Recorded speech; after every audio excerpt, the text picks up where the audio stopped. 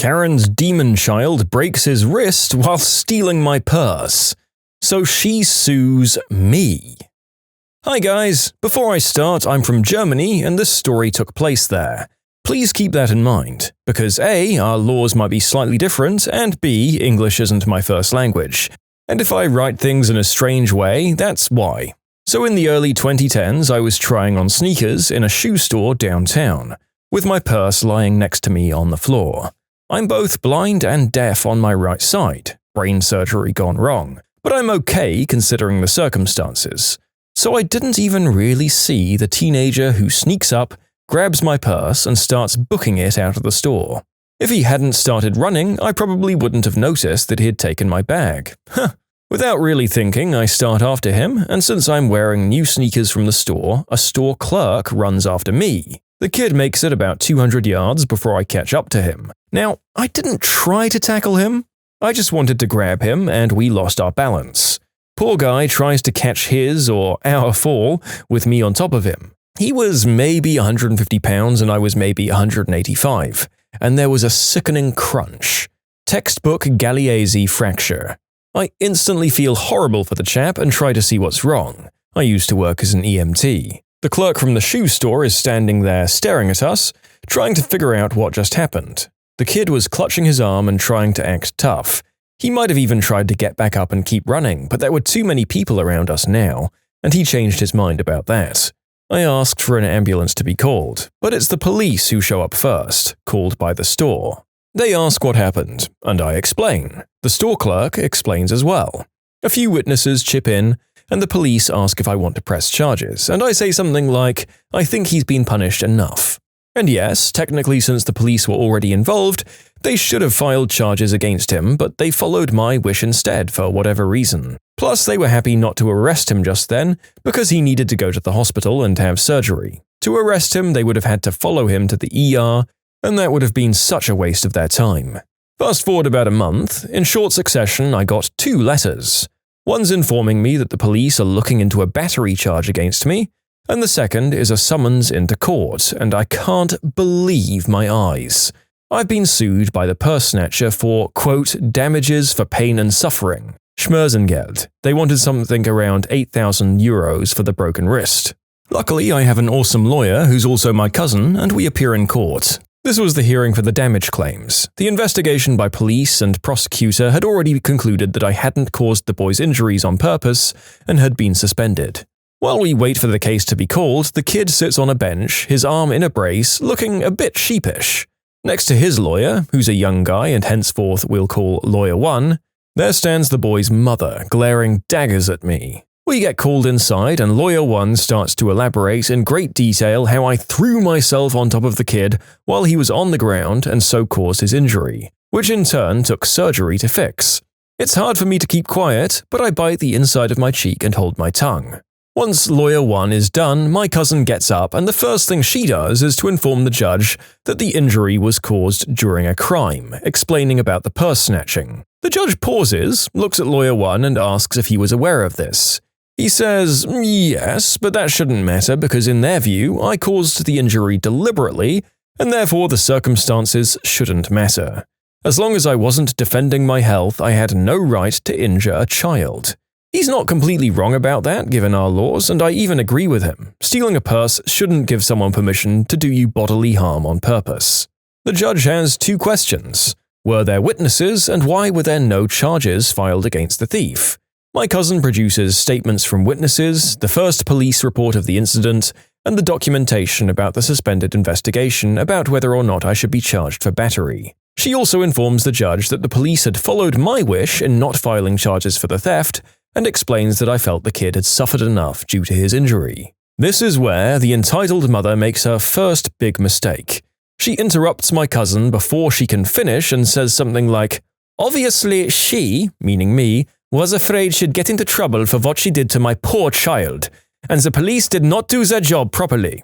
Lawyer 1 tries to shush her and apologizes to the judge, saying his client is clearly in emotional distress over her child's injury. Her poor child, by the way, was 17 and is sitting in his chair behind Lawyer 1 and his mother and looks like he's trying to disappear into the floor. The judge, in an unusual move for a German court, asks the kid directly if he thinks that I injured him on purpose. The kid sort of shrugs, and right there, his mother makes mistake number 2. That fat cow, or Fettkuh in German, threw herself onto my poor child while he was lying in the street. She should be locked up. Now, in Germany, you can't just say rude things like fat cow to someone, even if they are true. At least the fat part is true about me. And you especially can't say things like that in court. My cousin turns around to me and silently mouths, "Wow." There's even a murmur of reaction from the 3 or so people sitting in the back of the court.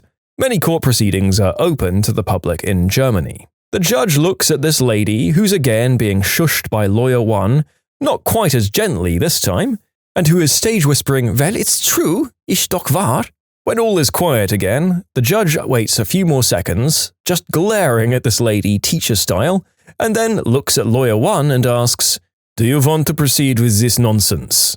Before Lawyer 1 can say no, it would have made the court costs cheaper, I think. The entitled mother says, "Ja." The judge nods, shuffles his papers, and declares the case dismissed, orders all costs, court, and both lawyers to be paid for by the claimant, and then turns to me and asks if I want to file charges for libel. Beleidigung. My cousin nods enthusiastically at me, so I say, "Yes?"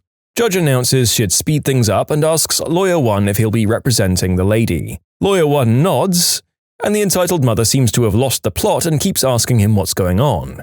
Before Lawyer 1 can even explain to her what's about to happen, the judge makes it official and awards me €150 in damages, and again decides that all costs and lawyer costs should be carried by the lady. My favorite thing about this?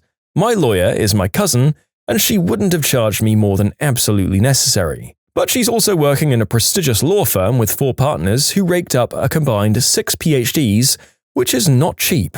I don't remember the exact amount this lady ended up getting billed with, but it was a good chunk. We all, me, my lawyer, her husband, and their 2 adorable little kids, went out to dinner, and the entitled mother paid for it with the money she had to pay me in damages. Thanks for reading.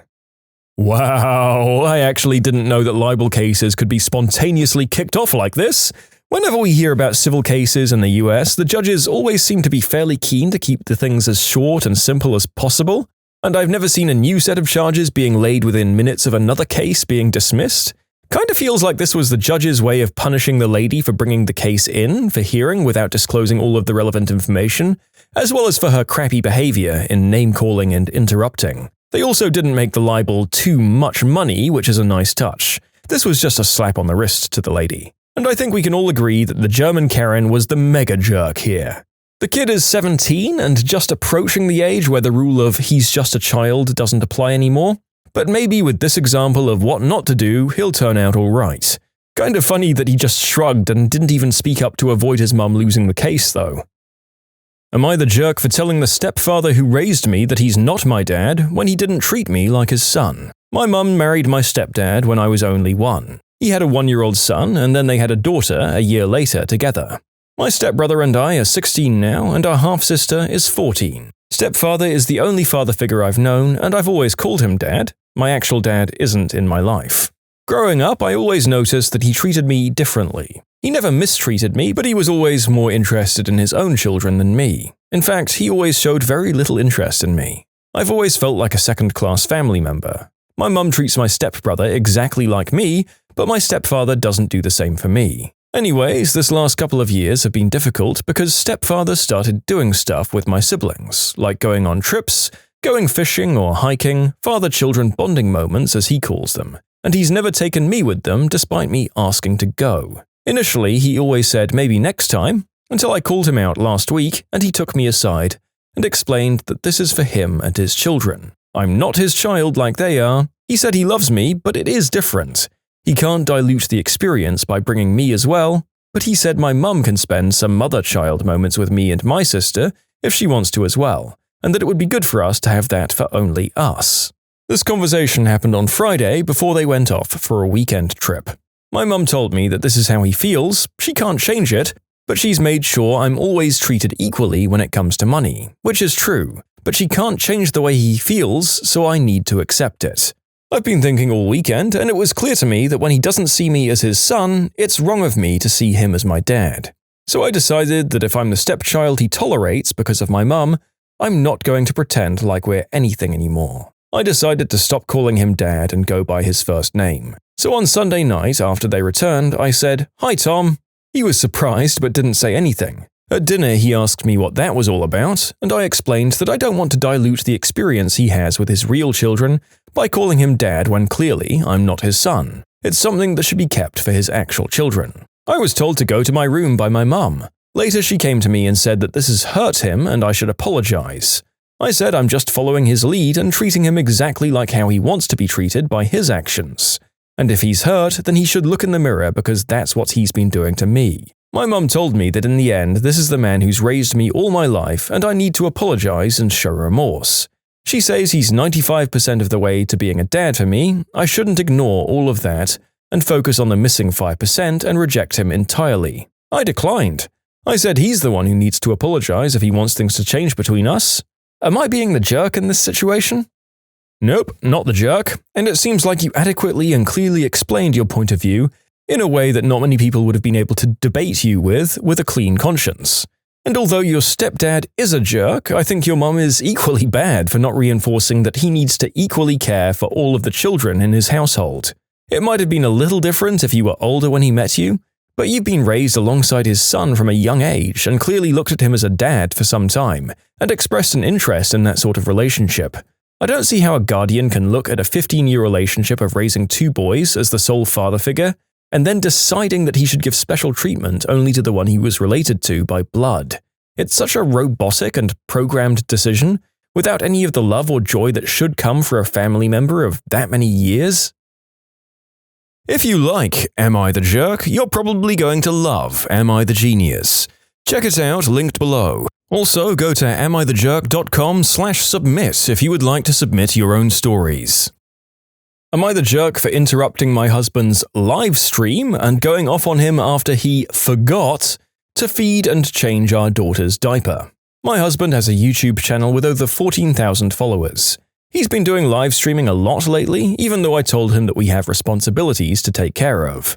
Before our daughter, she's 7 months old, was born, he'd stream randomly and spend a lot of his time with his followers. Answering questions and engaging in conversations, he keeps saying that his followers are good for his mental health and that engaging with them weekly makes him become better at socializing and communicating. He's been complaining about wanting to do a live stream for days. I told him we'd look at our schedule and see if we could get him some time to make it happen. Apparently, this wasn't good enough. Yesterday, I had to go grocery shopping and I asked him to keep an eye on our daughter while she was asleep. He said okay. I was gone for 4 hours but kept calling him to see if everything was okay. He'd tell me she was alright and that she was sleeping. I started getting this weird feeling that something was wrong because she must have been hungry or needed a diaper change. He argued that everything was fine, and I immediately went home, and when I entered the house, I didn't find him. I shouted his name but got nothing. I went into the bedroom and saw that my daughter was awake and her diaper wasn't changed. And worse was that her bottle wasn't even touched. I was confused. I got out and noticed that his office's door was closed. I figured that he was doing a live streaming from the noise that I heard. I was beyond seething. I barged into the office and saw him sitting. I blew up while he was trying to turn his mic off and telling me to stop, but I didn't stop. I berated him for leaving our daughter unattended and with no milk or diaper change. He freaked out on me, saying I just ended his entire channel and destroyed his fanbase for interrupting his livestream and embarrassing and scandalized him like that. I told him not to say a word, but he kept yelling, calling me out of control and unhinged. He was almost crying, so I had to leave the office. He kept fighting with me until I decided to go stay with my mum. He started blaming me for ignoring his needs after he already expressed them and that he forgot to do what I asked him and I'd cost him so much. Now he's telling us to come back home because he misses his daughter. Okay, game-loving nerd who's also a former streamer here. If I ever get back into that hobby, have a kid and behave like this guy who will charitably call a gentleman, please, for the love of the flying spaghetti monster, cancel me. What a garbage dad. If it were an accident or a slight oversight, like streaming while she was asleep and not realizing for a minute or two that the kid needed attention, then that's still negative karma but not total jerkery. But this guy was actively answering his wife's messages, lying about monitoring and caring for the kid whilst completely ignoring her for what sounds like a several-hour period. That is neglectful as all heck. He deserved to have his channel trashed, and I hope he can use the extra time to focus on becoming a better parent. Actually, given his tantrum at the end, a better person. You have to clock out for a cigarette break. I once worked in a nice bar, restaurant, hotel in the UK, and at the time I was a smoker. Also, this establishment had a digital clock-in, clock-out system with a credit-sized swipe card assigned to each employee. I was just a simple barman, pouring pints, running food, and clearing up. My direct manager, let's call her Stina, as that was her name, was lovely and we got along very well. But above her was a bit of a she-minotaur of a manager, let's call her Margaret, also her real name. Cue the malicious compliance. Stina and I both enjoyed a cigarette break out the back of the car park, but Margaret didn't think we should smoke during work hours unless on break. So to combat this, Margaret said we'd have to clock in and out for each smoke break. Not a problem. Now, something we'd worked out on the clock in and clock out device was that it rounded to the nearest 15 minutes. 15, 30, 45, or on the hour. So we figured if we clocked out at 11:53 and then clocked back in at 12:07, it would round both to 12 midday. We tested this, and sure enough, on our next payslip it showed we never took a break. So we kept doing this every time and were sure to tell everyone else earning minimum wage working crap hours about the same hack. I left a few months later and found out from a friend that Margaret had left, and shortly after that the new manager changed the clocking in and out system. But I thoroughly enjoyed those 14-minute paid cigarette breaks. Okay, lots of people are writing into me getting upset thinking I was being smug about taking unpaid breaks. Firstly, I was abiding by the rules, but the boss wouldn't like it, hence malicious compliance.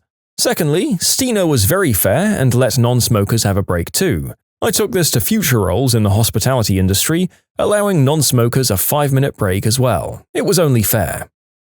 Haha, yep, classic hospo stuff.